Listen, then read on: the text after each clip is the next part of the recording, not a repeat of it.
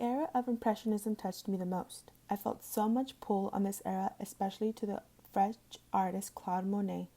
He pulled me into a trance with his art piece Boulevard des Capucines, done in 1873. This art piece was so brilliant. The color schemes, primordial hues of blue, gave me butterflies in my stomach. This painting gave me a beautiful piece that I thought I would dive into Oscar Claude Monet's early art career and life. In the beginning of his life, Monet has always been art hungry.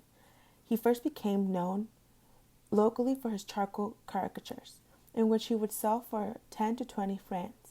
Monet's father didn't like that. He had already chosen a career path for Monet. He was to take over the family grocery store.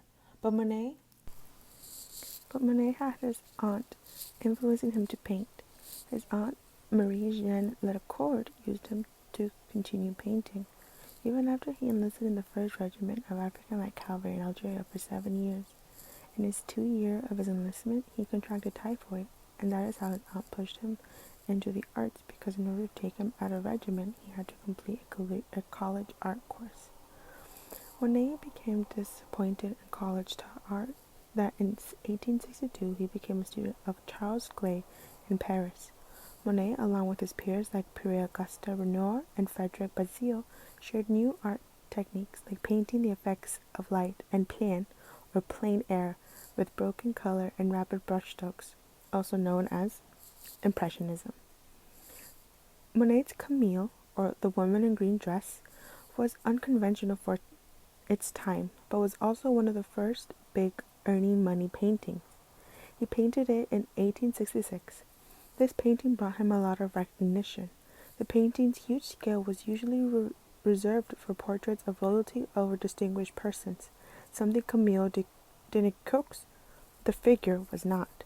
In the portrait she is seen walking away, which then deprives the audience of an explanation of the context of the scene and situation.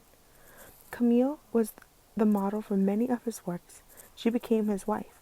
She's seen in paintings like The Woman in a Garden, painted in 1867, and On the Bank of the Seine, Benacourt, in 1868. Shortly after Camille gave birth to her first child, Jean, in 1868, Monet attempted suicide by throwing himself in the Seine because of the financial problems. Through Monet's work of the 1870s, his theme was Argenteuil. He painted the scene with and without boats, reflecting the blue sky or gray clouds. He enjoyed painting the towns as well, new powdered with snow or sunny and green. In fine weather, he would go for walks in Argenteuil, sometimes with his wife, and some because these strolls gave him birth to canvases exuding with intoxicating joy. But even with such joy, he was still attacked for his work.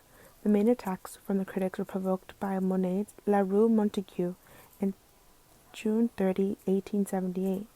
The review by Albert Wolff of Le Figaro started by addressing Monet's exceptional position among the leaders of Impressionists and liking some of his landscapes.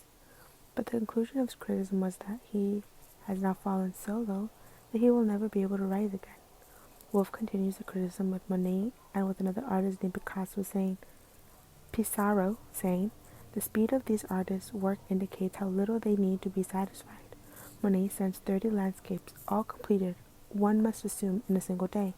Pissarro dabs a dozen pictures before breakfast and exhibits 40 such works. These ardent gentlemen really do work remarkably quickly.